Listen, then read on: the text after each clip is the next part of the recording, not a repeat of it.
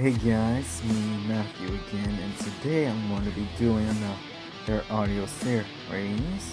Anyways, if you're new here, please like, subscribe to the bell down below. If you're not new here, not subscribed, please like, subscribe to the bell down below. As well as go for my community posts. You do not know where you may find. But anyways, this story is pretty much similar to Hunger Games and several other types, but slightly different. It's a bit more similar to Minecraft story mode where they encounter the games at the end of season 2, but it's a bit more realistic than Minecraft to the best of my capability, and is in a future setting. But anyways, I hope you enjoy the story. Season 3, Chapter 22, Debrief. Commander Martinez.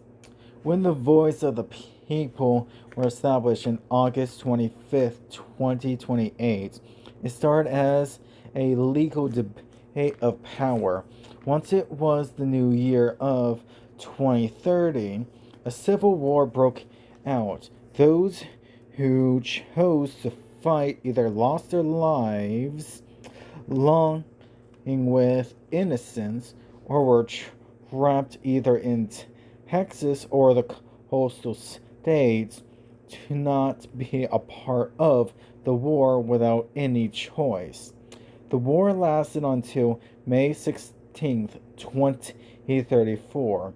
The military now controls United States of America. Throughout the years, while FTS and CFTS were being made, those of the Voice of the People who survived by not being a part of the Civil War without much choice have been developing a secret base in technology in cryogenics, cloning, connecting the mind of a person with their clone, like from the Avatar movies, Jake Sully and his avatar, moving on, and secretly stealing enhancement blueprint secrets by memory, since it was too risky to make a digital copy or take photos or videos. Therefore, before each FTS survival games, those who the members of the Voice of the People will go into the contestants' rooms and swapped them with their clones before quickly putting them into cryopods to connect their minds to their clones' bodies, making the illusion that nothing is wrong. And once the clones die, the contestants connected to those clones wake up in their real bodies, in the thawed cryopods. This started on September 22nd, 2037, after the first FTS game began, to now here in March 11th, 2056. That's my debrief for all of you who has went through the military government's games. So, from here on out, you're all no longer competing to kill each other for survival. You are here to work together as brothers and sisters in enhanced arms. Do I make myself clear? He asked firmly at the end. Yes, sir, I said in unison with the other recently fallen CFTS contestants while I'm sitting in a wheelchair for my own physical safety because of the mental side effects I may experience. Commander Martinez. Good.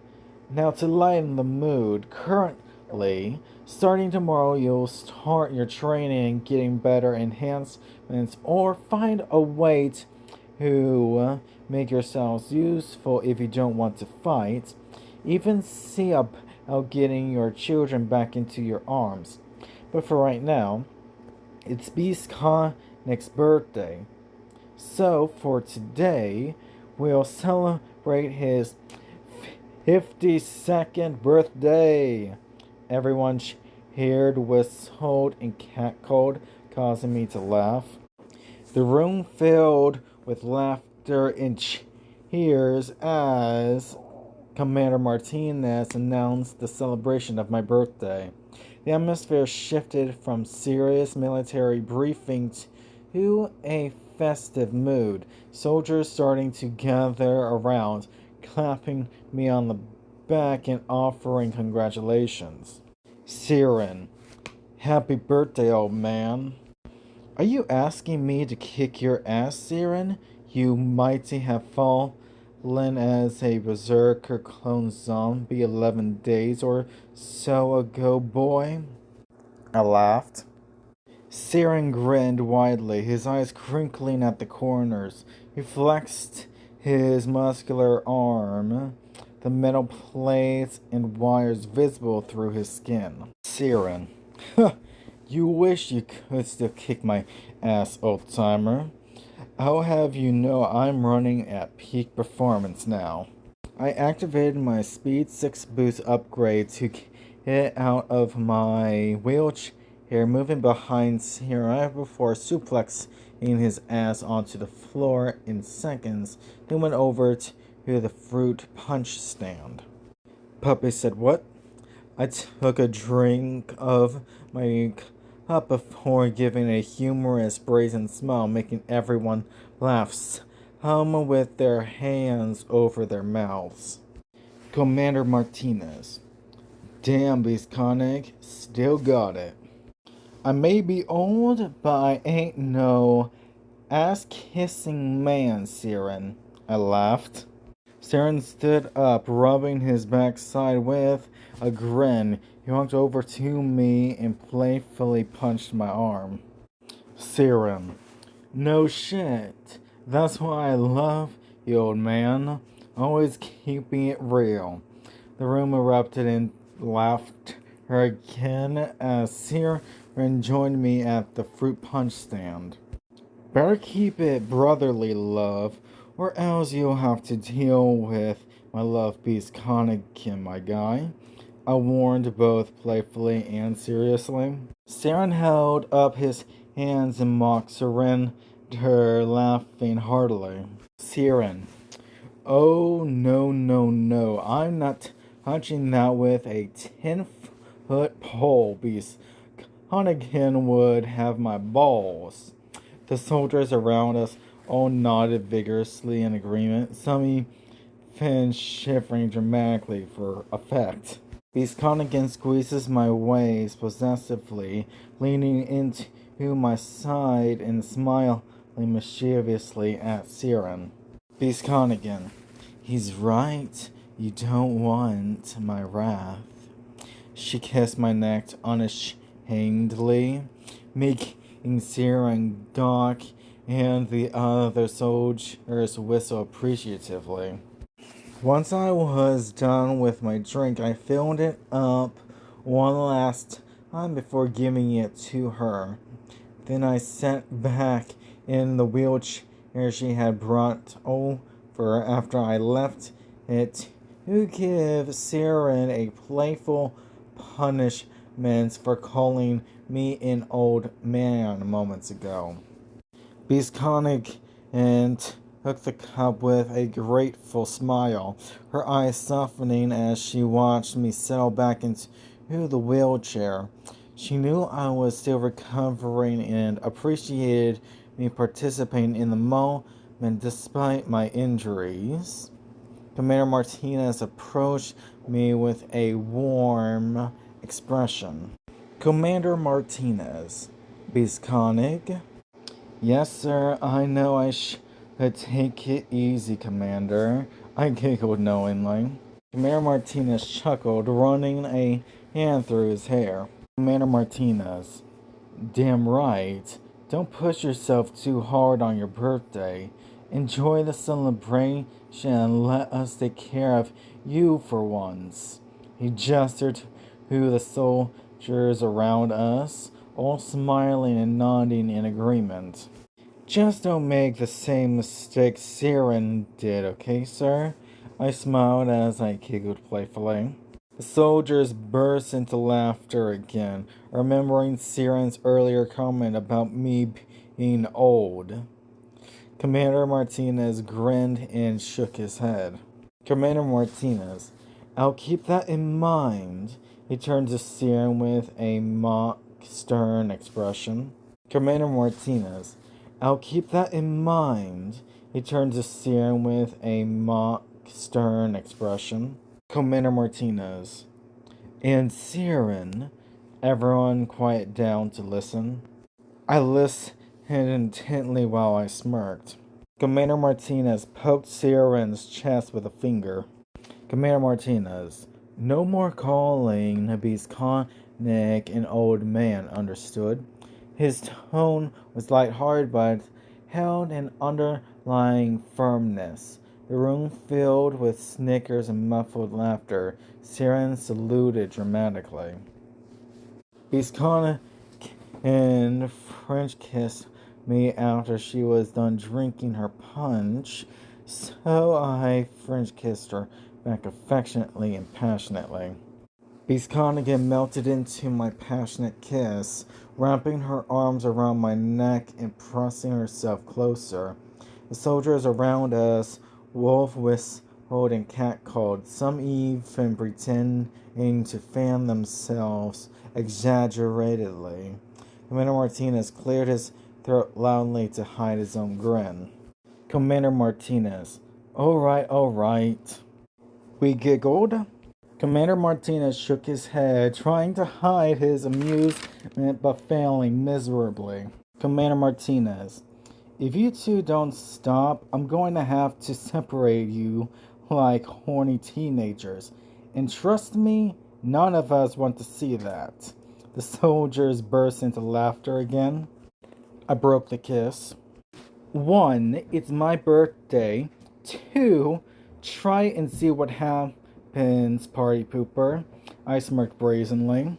Commander Martinez raised an eyebrow, trying to maintain his serious expression, but his lips twitching with suppressed laughter. Commander Martinez, watch your tone, Bisconic. It's still my military base, and I outrank you. But his words lacked any real threat, proving he was just messing with me. I knew he was messing with me, but my humorous nature couldn't help but play along before calling him out. Please, this is just the resistance. There ain't no ranks beyond who's willing to fight and who is not, along with the skills and abilities that each makes all of us valuable. Commander Martinez threw his head back and laughed genuinely this time. Commander Martinez, touche, Bisconic, touche. He clapped his hands together once for emphasis. Commander Martinez, alright, smartass, since it's your birthday and all. He paused dramatically. Commander Martinez, I'll let that slide. You should know better than to go against my wits, sir, especially since my mother was a tomboy. I giggled. The room filled with confused murmurs at my comments until Commander Martinez let out a loud belly laugh. Commander Martinez, oh gosh, no wonder you're such a quick-witted little shit. He wiped a tear from his eye. Commander Martinez, your mother must have been something else. The soldiers exchanged amused glances, enjoying the rare sight of their commander so entertained. She didn't take shit from no one, not even my dad before they both died to natural causes. Oh well, I laughed. Commander Martinez nodded, his expression softening with respect. Commander Martinez, It sounds like she raised you right. You respectfully disrespect anyone who deserves it. He paused, then added with a grin, Commander Martinez. And here I thought my mom was tough for bringing me up in the military. She didn't know how to raise me right, with her not knowing the difference between true discipline and punishment, which is often mistaken for discipline, but all that does is divide the trust between parent and child. Commander Martinez, you're right. True discipline comes from understanding, not just obedience. He leaned back in his chair, contemplating my words. Commander Martinez, and punishment without explanation can indeed break trust. He looked at me with newfound admiration. Let's move on before you get me further started. But anyways, let's party! I said enthusiastically at the end. The room erupted in cheers at my enthusiastic cry. Commander Martinez grinned and raised his hands. Commander Martinez, alright, you heard the birthday boy. Let's get his party started. The soldiers began to move around excitedly, turning on music and lighting sparklers. My birthday was quite the fun time. Couples dancing, we sang karaoke, ate cheesecake, and so on. But no one of soldier status or medical drank alcohol. The morning at 6:30, it was time for my checkup to see if I even still needed the wheelchair for the mental side effects of how I came out of the cryopod on March 1st a while ago. At 6:30 a.m., Dr. Anderson and a few medical staff wheeled me into the examination room for my routine checkup. The doctor adjusted his glasses as he looked over my chart, his expression serious. Although I recognized him as the military medic I saw during my episode in Survival Games. Dr. Anderson. Alright, let's see how you're doing today, Beast Koenig. I stood up from the wheelchair, ready to follow his instructions. Dr. Anderson. Can you walk straight to the wall and back without leaning on anything? He watched carefully, his pen hovering over the paper. His assistant noted my every movement. The room was quiet, the only sound being the soft clicking of the pen against the paper. I walked fine as I paced back and forth 10 times each. Dr. Anderson's eyes widened slightly as he watched me walk back and forth with perfect stability. He exchanged a surprised glance with his assistant before continuing his examination. Dr. Anderson, turn your head to the left, right, look up, look down. He checked my neck movements carefully. Dr. Anderson, any dizziness? No, sir. I sat down knowingly. Dr. Anderson, on a scale of 1 to 10, how would you rate your current mental state? 1 being extremely confused or disoriented, and 10 being completely lucid and aware. Dr. Anderson asked, carefully watching my expression closely for any signs of struggle or confusion. Dr. Anderson, take your time answering. 10 in that regard is unrealistic. Not would be, though, since I don't know everything, sir. I giggled humorously. Dr. Anderson chuckled softly at my honest and humorous response. Dr. Anderson, fair enough. A 9 it is, then. He made a note on my chart before continuing. Dr. Anderson, have you experienced any sudden mood swings, sudden anger outbursts, or any other unusual behaviors since your awakening. None unwarranted, sir. Dr. Anderson. Good. That's very good. Dr. Anderson stood up and discussed my progress with his assistant in hushed tones. They both seemed impressed and relieved by my stable mental state. After a few minutes, he turned back to me. Dr. Anderson, Bisconic, I'm going to be honest with you. I looked him in the eyes curiously. Dr. Anderson, your mental resilience is beyond anything we've ever seen. You've not only survived an extremely traumatic event, but you've also maintained your personality, your humor, and your overall sanity. It's extraordinary. He paused, looking at me with a mixture of fascination and respect. I started laughing. Sanity? Sanity? You do realize I'm an ethical type yandere, right? I've got both ADHD and OCD, not to mention emotions like shame, regret, remorse, humiliation, embarrassment, or even the seven deadly sins, or anything relating to those emotions. The only one that makes up for those emotions I lack is sorrow, sir. Also, sanity is just a construct of the brain. Nothing more, nothing less. I continue to laugh.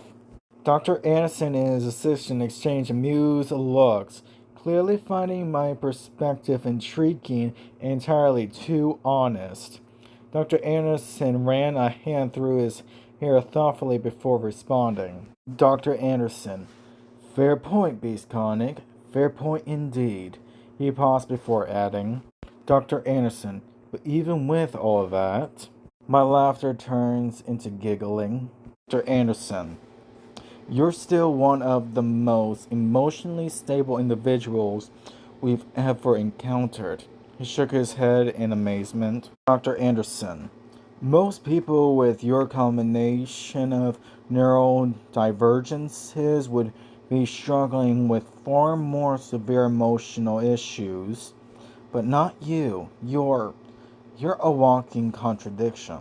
I get that a lot, actually. I giggled. Dr. Anderson, probably because you are one? Dr. Anderson smiled warmly at me before continuing his examination.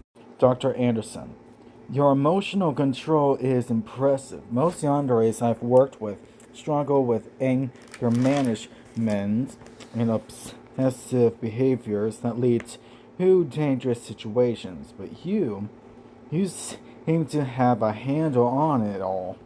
Because unlike them, I'm not the jealous type, nor am I worried about someone romantically stealing Beast Connigan away from me, sir. I said honestly with a smirk. Dr. Anderson raised an eyebrow, clearly intrigued by my response. Dr. Anderson, that's actually a very healthy perspective.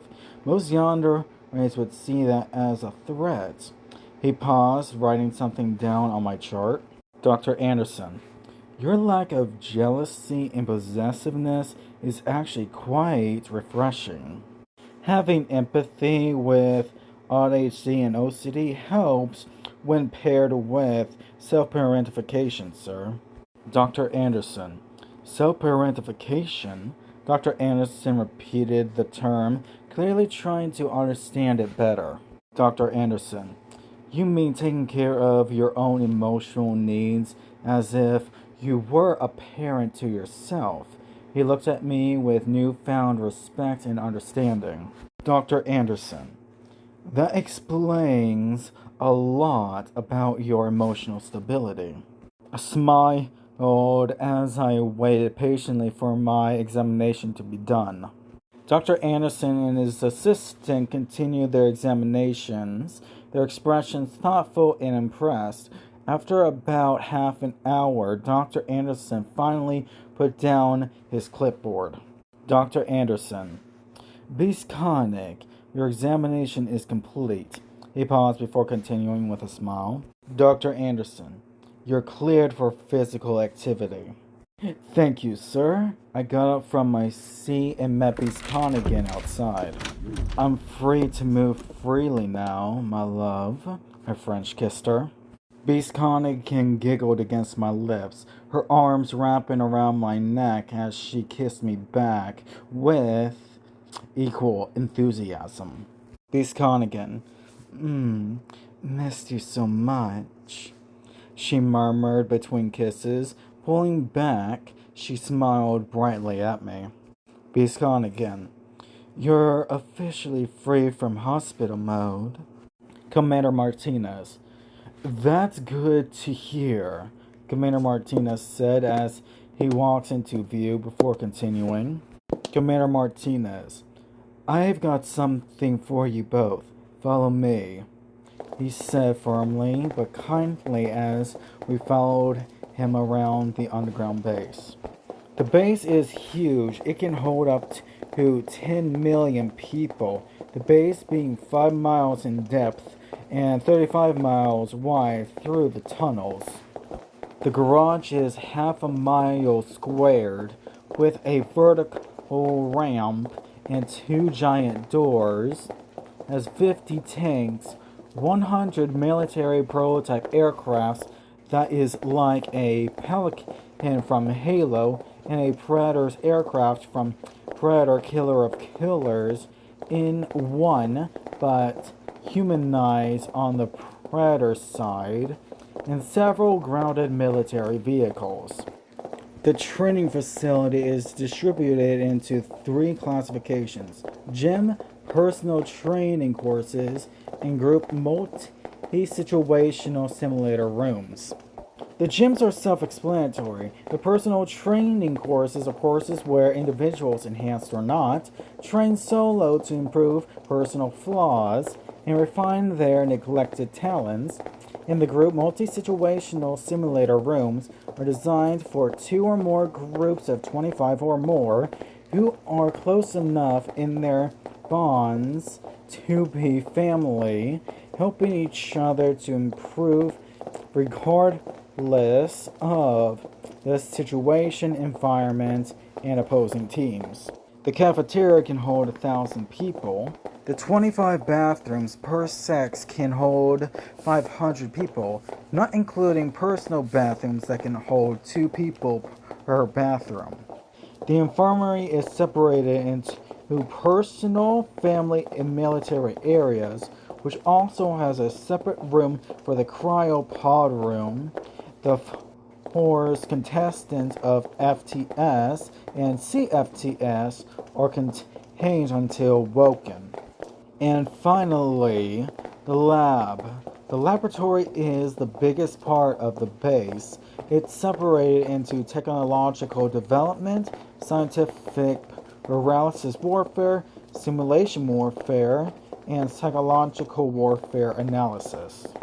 We went to the technological development section of the base.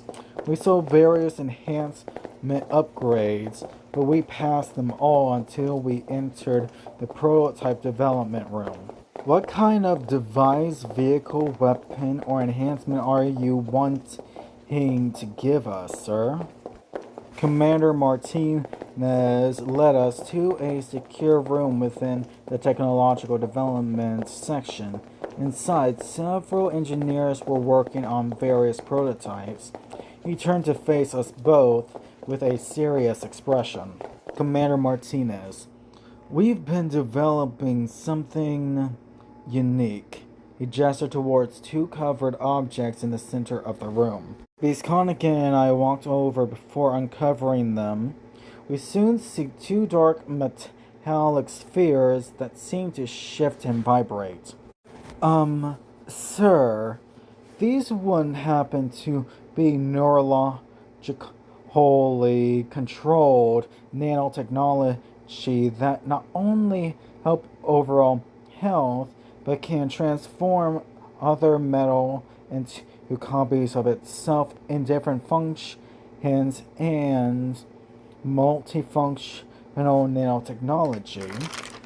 I sounded like I know what I was talking about, which I did, just not on a highly intellectual level, but still gets to the point by functionality. The engineers exchanged impressed looks with each other, clearly surprised that I understood the technology's capabilities so quickly. Commander Martinez nodded slowly.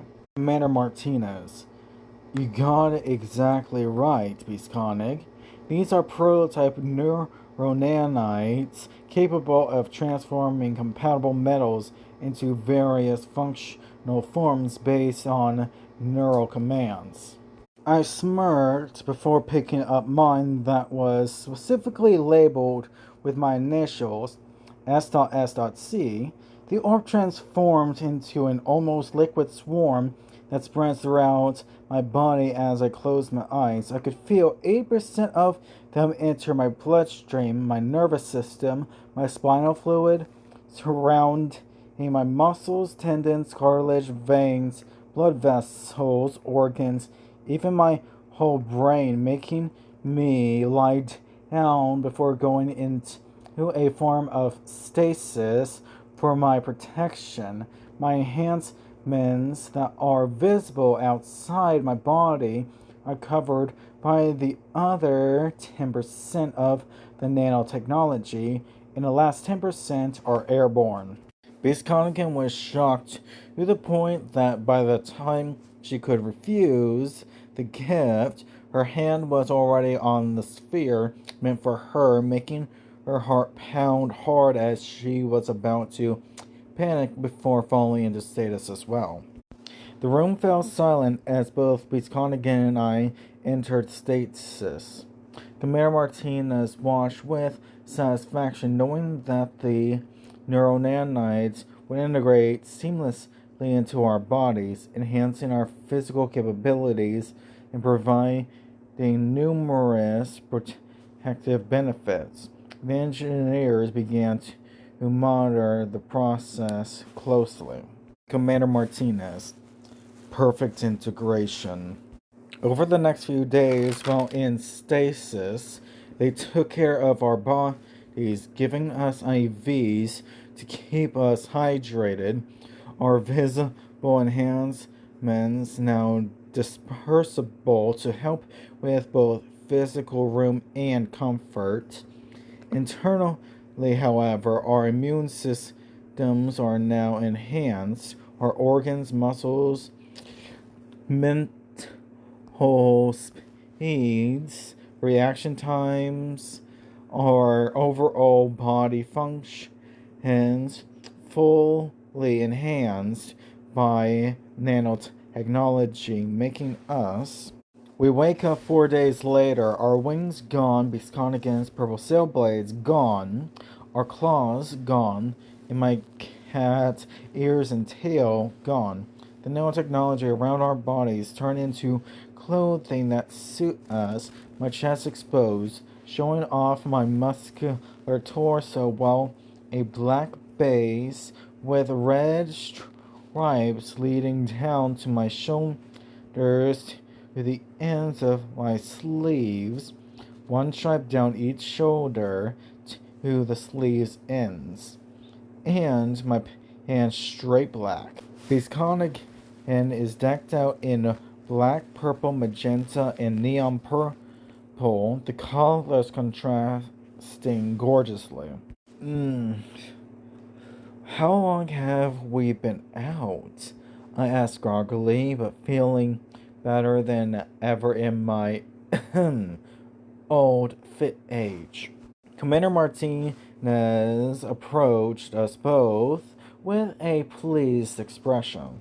Commander Martinez, 4 days. The neural nanites have fully integrated into your systems, enhancing your physical capabilities and providing numerous protective benefits. Your visible enhancements, except for Beastconic's saber teeth, have dispersed for physical comfort, but they remain intact internally. He paused, admiring our transformed appearances. I looked over at Beast Con again, and it was like I fell for her a second time, making me audibly purr, my cat ears and tail materializing as I showed a cute, submissive expression shown only for Beast Con again. Beast Con again, my love. You look so gorgeous and dominant in that outfit. I can't resist, yeah.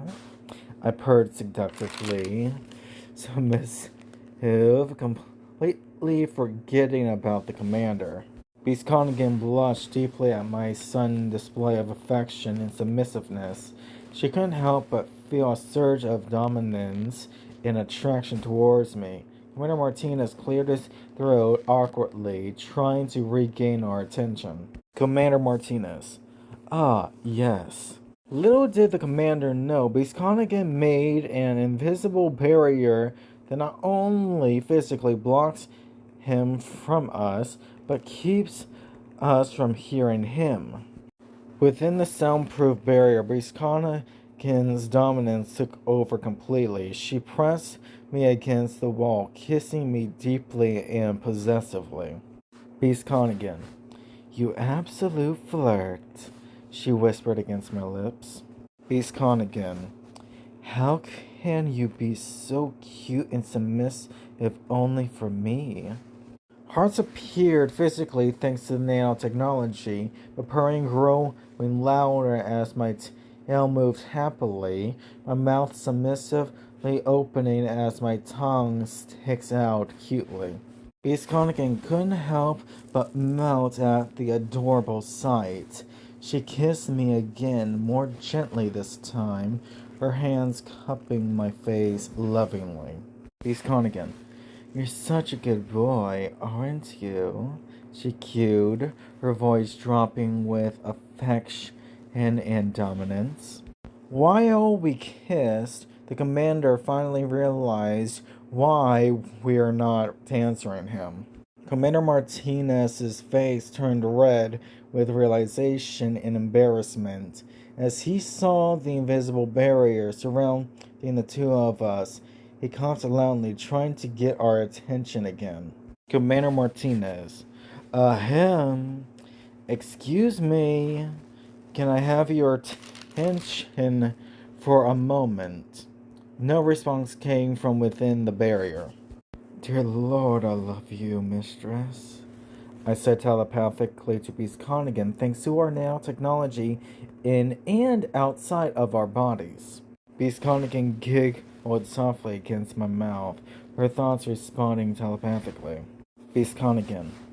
I love you too, my good boy. So cute and sweet only for me. The commander was completely forgotten outside the barrier as us two shared a moment of intense connection and affection. Beast Connigan. Want to? Let's. Beast Connigan dispersed the barrier, allowing sound and more to enter. We're ready to train, sir.